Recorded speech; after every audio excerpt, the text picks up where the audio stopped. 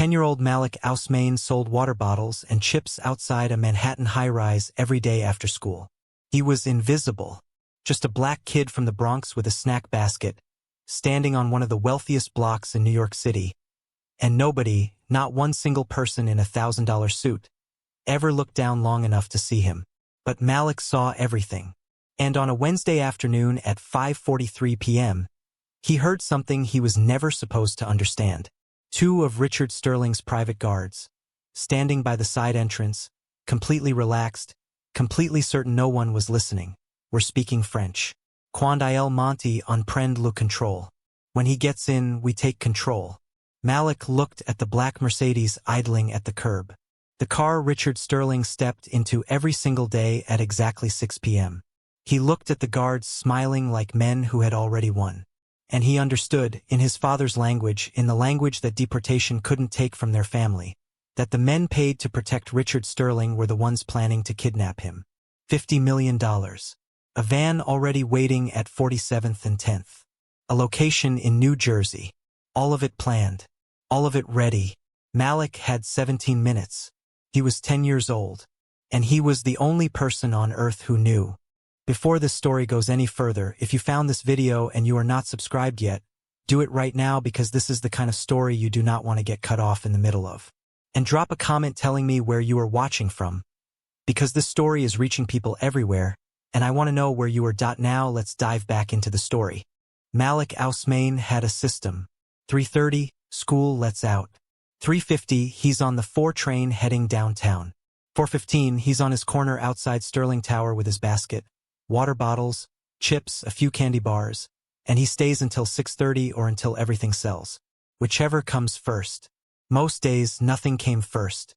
He'd ride the train back to the Bronx with a half-empty basket and $12, maybe $15, and hand it to his mother without counting it in front of her because she always looked like the number hurt no matter what it was.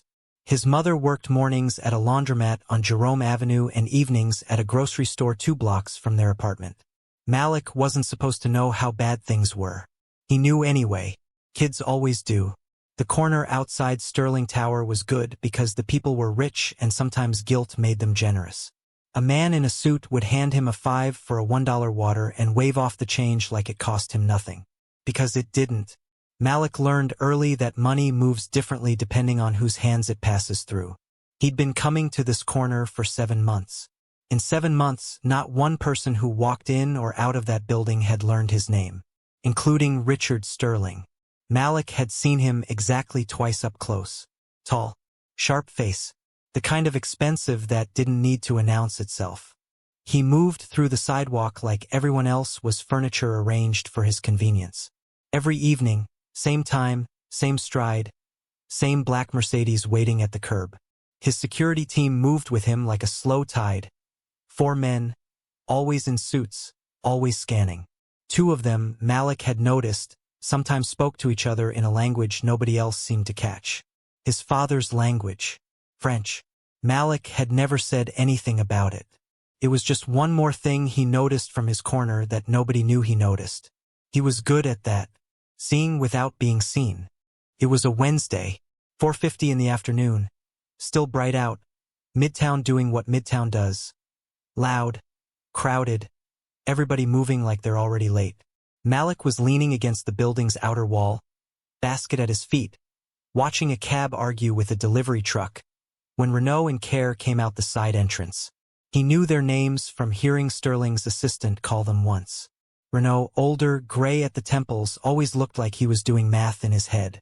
Care, younger, broader, the kind of quiet that felt less like calm and more like a lid on something. They stood maybe 15 feet from Malik. Lit cigarettes. Started talking. In French. Malik didn't move. Didn't look at them directly.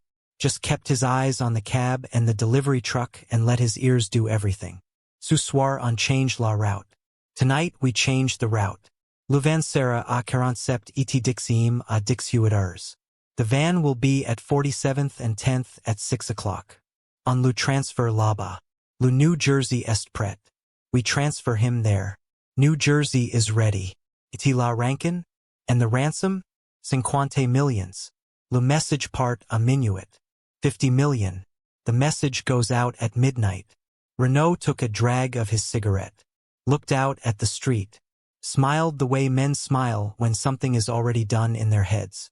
Quand il monte on prend le contrôle. When he gets in, we take control. Malik's eyes moved slowly to the black Mercedes at the curb. The car. The route. A van. New Jersey. $50 million.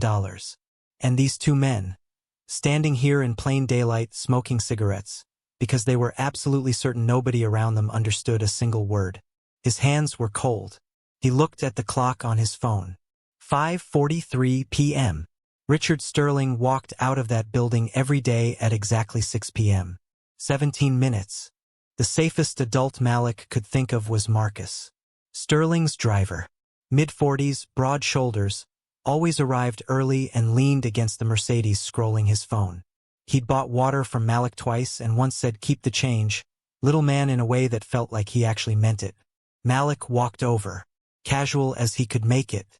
Excuse me, Marcus. Marcus looked up, surprised the kid knew his name. Yeah, I need to tell you something. About Mr. Sterling. About tonight.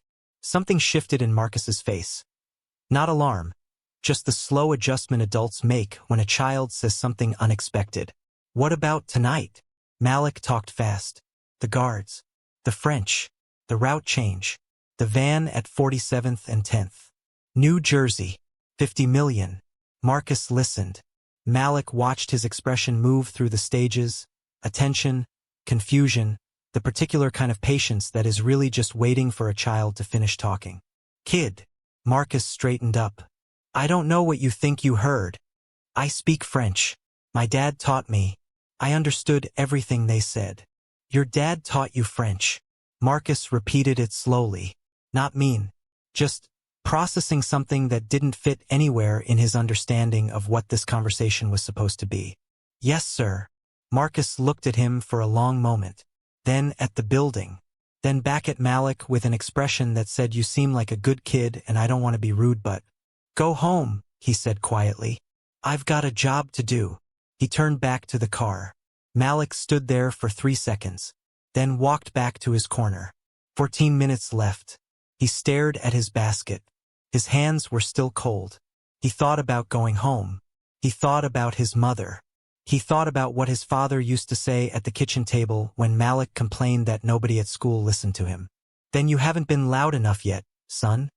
11 minutes left and Malik was pushing through the revolving glass door of Sterling Tower like he had a meeting on the 20th floor.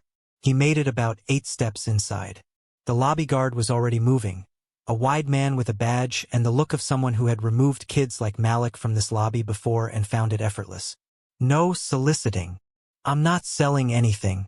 I need to talk to someone about Mr. Sterling. It's an emergency. Son. His guards are planning to kidnap him tonight. I heard them. They were speaking French and I speak French and I heard the whole thing. The route, the van, New Jersey, $50 million. The guard's face did something complicated. Surprise first. Then the quick, quiet decision that this was a child with an imagination and too much time. You need to leave. Please. Can you just call somebody? Not the French guards, somebody else, just tell them to check. A hand on his shoulder. Not gentle. Steering him back toward the door. I'll call your parents if you don't move. The revolving door pushed him back out onto the sidewalk. The lobby sealed itself behind him like it had never opened. Malik stood there. The evening air hit him.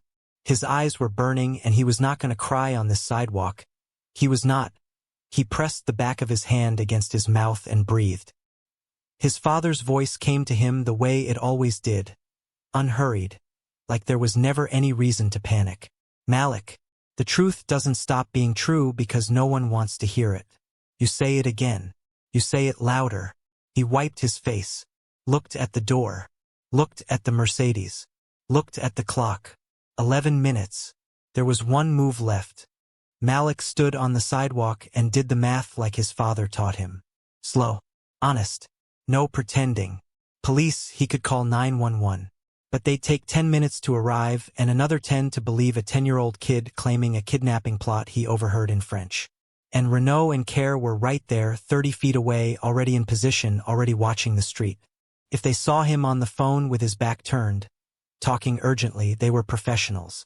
They would know something was wrong. They would move the timeline. Marcus wouldn't move. The lobby wouldn't open again. There was nobody left to go through. There was only one option, and Malik had been avoiding thinking about it directly because when he thought about it directly it scared him more than anything else had today. He had to be standing in Richard Sterling's path when those doors opened. So close, so impossible to walk around, that Sterling would have no choice but to stop. And then Malik would have about 15 seconds to say something that would make a man who had never once looked at him actually hear him. And if Renault noticed, if Renault saw the kid with the snack basket suddenly blocking his target and talking too hard, too urgent, too specific, Malik pushed that thought down, buried it.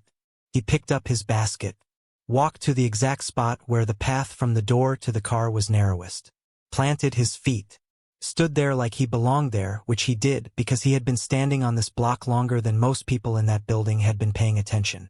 His whole body was shaking under his t-shirt where nobody could see it. He thought about his father standing in their kitchen doorway the morning before the ICE officers came. How calm he looked. How he'd put both hands on Malik's face and said, in French, always in French, "You are my son and you are brave even when you don't feel it." 6 minutes. Malik held his basket and waited. 5:57 p.m. The doors opened and Richard Sterling came through them the way he always did. Like the city had been paused and restarted specifically for his exit. Briefcase in one hand, phone already at his ear, talking numbers to someone who wasn't here. Marcus moved to the Mercedes and pulled the rear door open. Malik stepped directly into Sterling's path. "Sir, please don't get in that car." Sterling didn't slow down. His eyes didn't even find Malik, just registered an obstacle and began to move around it. Malik reached out and grabbed his sleeve. Small fingers, gray wool. Sterling stopped like he'd walked into a wall. He looked down at the hand, then up at the boy attached to it. His expression was the specific cold that belongs to people who are never touched without permission. "Let go." Malik didn't let go. He looked Richard Sterling in the eye, this man who had walked past him for 7 months, who had never once seen him, and he opened his mouth and let his father out. "Quand il monte on prend le contrôle. 47 et Dixiem. Le New Jersey. 50 millions. When he gets in, we take control. 47th and 10th. New Jersey. 50 million. The phone lowered. Sterling's face didn't panic. It did something quieter and more total than panic. It went completely, absolutely still. The way a man goes still when something lands that he already half knew and hoped wasn't real. He looked at Malik. Really looked. Like he was seeing him for the first time, which he was. "Who are you?" "Malik. I sell water on your corner. I heard your guards say it. In French. By the side entrance. I speak French. My dad taught me. And I heard every word." Sterling's eyes moved. Just once. Fast. To Renault across the street. 2 minutes left. Sterling read Renault's face in about 3 seconds. It wasn't anything dramatic. Just a micro shift, the slight tightening when Renault saw that Sterling had stopped moving, that the kid was still talking, that something had gone sideways. The look of a man whose plan is slipping and who is deciding right now whether to hold or run. That was enough. Sterling stepped smoothly sideways, putting himself between Malik and Renault's sight line. His voice dropped to something flat and final. "Don't move. Stay right here behind me." He pulled out a second phone. Not the one he'd been talking on, and made a call. 12 words, maybe less. Malik couldn't hear all of it. What happened next took 90 seconds. Men came out of the building that Malik had never seen before. Not the regular rotation, not Renault's team. These ones moved differently. Faster. With the kind of focus that doesn't announce itself. Renault saw it. Turned. Ran. He made it half a block. Kerr reached for something under his jacket and was on the ground before his hand got there. Sterling was on the phone again. FBI this time, Malik gathered from the pieces he caught. His voice was steady in the way that people are steady when they have spent their whole lives making decisions under pressure, and this is just another one, just with higher stakes than usual. Within an hour, the FBI confirmed everything. A van had been positioned at 47th and 10th since 4:30. The New Jersey location was a warehouse outside Newark, rented 3 weeks ago under a false name. Renault and Care had been on a competitor's payroll for 6 months. The ransom contacts were already traced.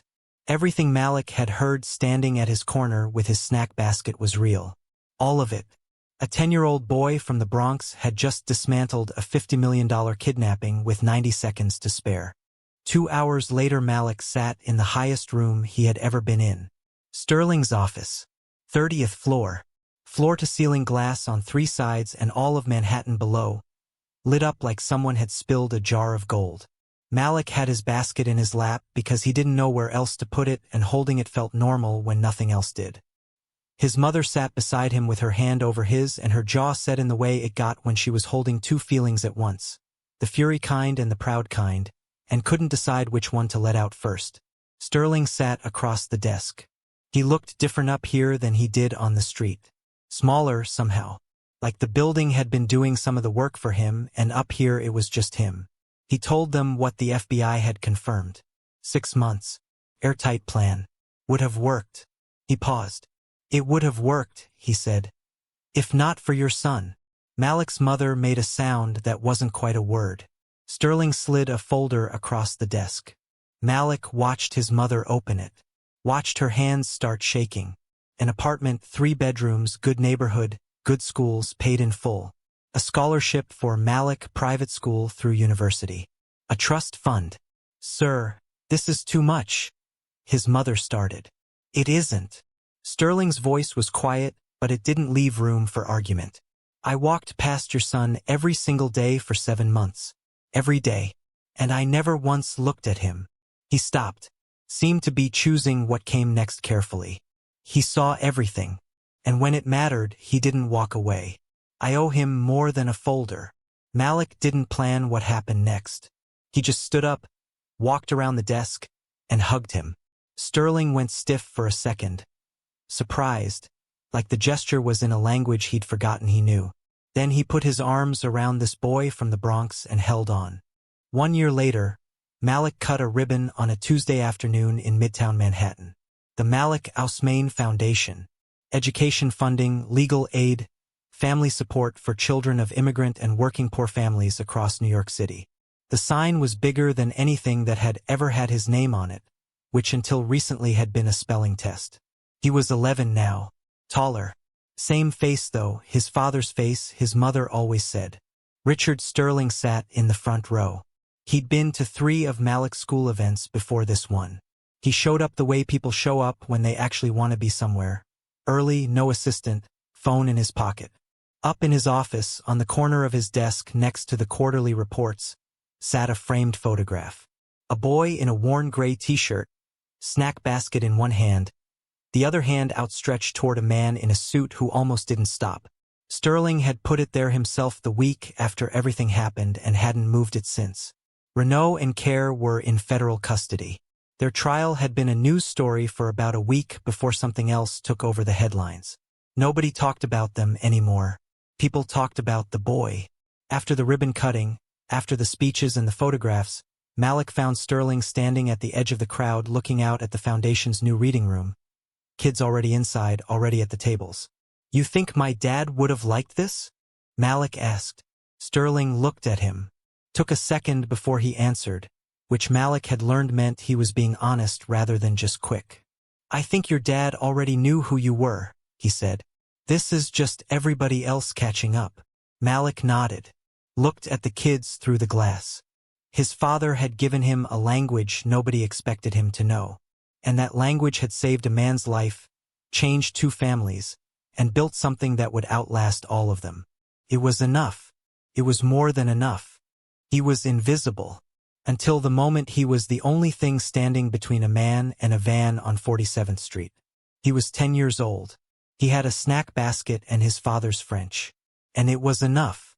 Here is something worth sitting with before you go. Malik didn't save Richard Sterling with money. He didn't save him with connections or status or anything the world told him he was supposed to have. He saved him with a language. Something his father poured into him at a kitchen table in the Bronx. Quietly, consistently, faithfully. Long before anyone knew it would ever matter. Long before there was a Mercedes at a curb or a van at 47th and 10th or $50 million on the line. Malik Ousmane was deported. He lost his home, his son's childhood, his everyday life. But he could not be deported from what he had already placed inside his boy. That is the thing about what you pour into a child. Nobody can take it at the border. So invest in what you know. Pass it down. Teach your children your language, your story, your history, even when the world tells you none of it will matter on this side of the ocean. Because you never know which kitchen table conversation becomes the thing that changes everything.